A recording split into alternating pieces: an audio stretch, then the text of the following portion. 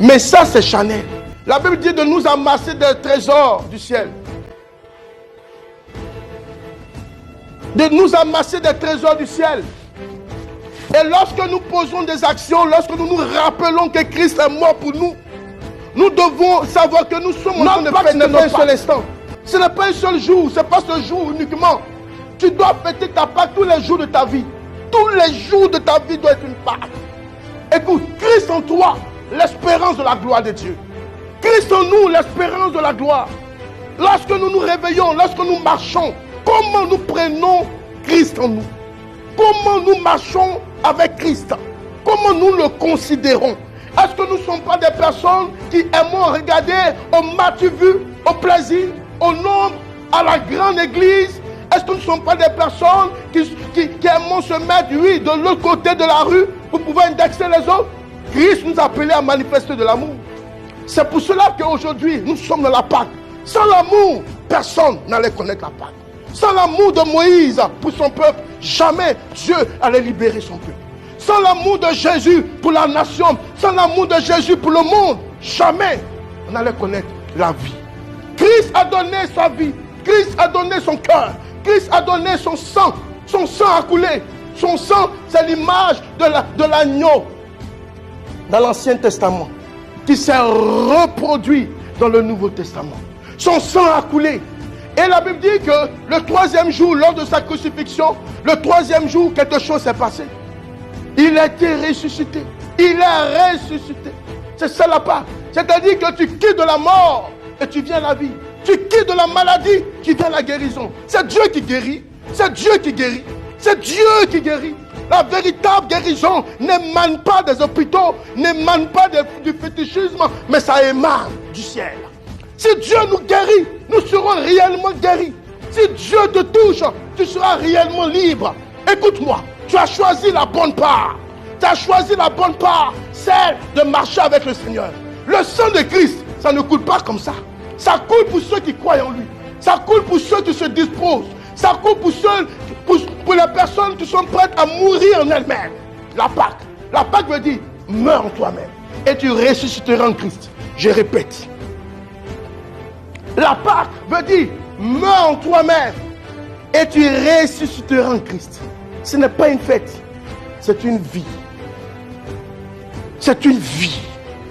Tu as décidé d'être chrétien. Tu as décidé d'être disciple de Dieu. Est-ce que tu es mort en toi-même? Tu viens à l'église pourquoi? Tu viens à l'église pour le plaisir, pour qu'on te voie? Non. Dieu connaît l'état de ton cœur. Dieu connaît l'état de notre cœur. Nous devons venir à l'église. Nous devons donner notre cœur au Seigneur parce que nous sommes prêts. Nous sommes prêts à mourir pour le Seigneur. Est-ce que nous sommes prêts à mourir pour le Seigneur? Nous venons de lire le livre de Jean 13. Qu'est-ce que Judas a fait? Même Judas a mangé avec le Seigneur. Même Judas connaissait les habitudes du Seigneur, mais Judas l'a trahi. Judas a trahi le Seigneur pendant la Pâque. My God. Parce que tu vas à l'église, tu penses que Dieu est avec toi. Laisse-moi te dire quelque chose, tu te trompes. L'état de ton cœur détermine ton avancement. L'état de ton cœur détermine ta lancée avec l'Éternel. Dieu est puissant, Dieu est capable, Dieu connaît toutes choses. Le Seigneur, pendant qu'il mangeait avec Judas, il savait que Judas était déjà pris. Satan rôde autour des serviteurs et des servants de Dieu. Satan aime rôder autour de ceux qui aiment Dieu. Si tu sens que ta situation est en train de sentir, rends grâce au Seigneur. La Bible dit que Christ a fait un jour dans le tombeau. Un jour dans le tombeau. Ta situation est en train de sentir, tu te sens désolé, tu te sens abandonné. Rends grâce au Seigneur.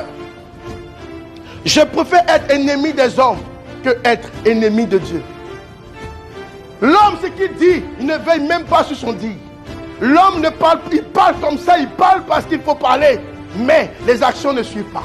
Mais quand Dieu parle, peu importe le temps, ça va s'accomplir. Parce que sa parole est oui et amen. Sa parole est oui et bénédiction. Qu'est-ce que l'Éternel a dit sur ta vie? Christ est mort. Il était crucifié à la croix. C'est-à-dire, la deux mains levées comme ça, c'est le signe de l'abandon. Que m'avez-vous fait, serviteurs, disciples de l'Éternel? Vous m'avez abandonné. Vous m'avez laissé à mon propre sort. Voici, il m'aimait. Il était abandonné de tous. Abandonné de tous. Tous ses serviteurs, tous ses disciples l'ont abandonné. Même Pierre. Il a renié le Seigneur, non pas une fois, non pas 2 fois, mais 3 fois. C'est trop. Quel amour que le Seigneur a manifesté pour nous. Et aujourd'hui, nous nous levons, nous partons fêter, et puis c'est fini. Et puis demain, nous retournons à nos train-train. Nous retournons à nos coutumances. Nous retournons à nos habitudes. Non, tu dois changer de caractère. Tu dois changer de mode de vie. Nous devons changer de pensée avec Dieu. Nous devons passer sur l'autre bord. Le Seigneur pouvait dire à ses disciples, pendant qu'ils étaient dans la barque, maintenant, passons à l'autre rive. Passe à l'autre rive. Passe à l'autre bord. Parce que Dieu t'en veut. Dieu te veut là-bas. Dieu voudrait que nous ne soyons pas des chrétiens endimanchés. Des chrétiens du dimanche. Des chrétiens des programmes. Lorsqu'il y a des programmes, nous sommes là. Non. Nous devons être des disciples consacrés pour le Seigneur. Afin que son nom soit grand.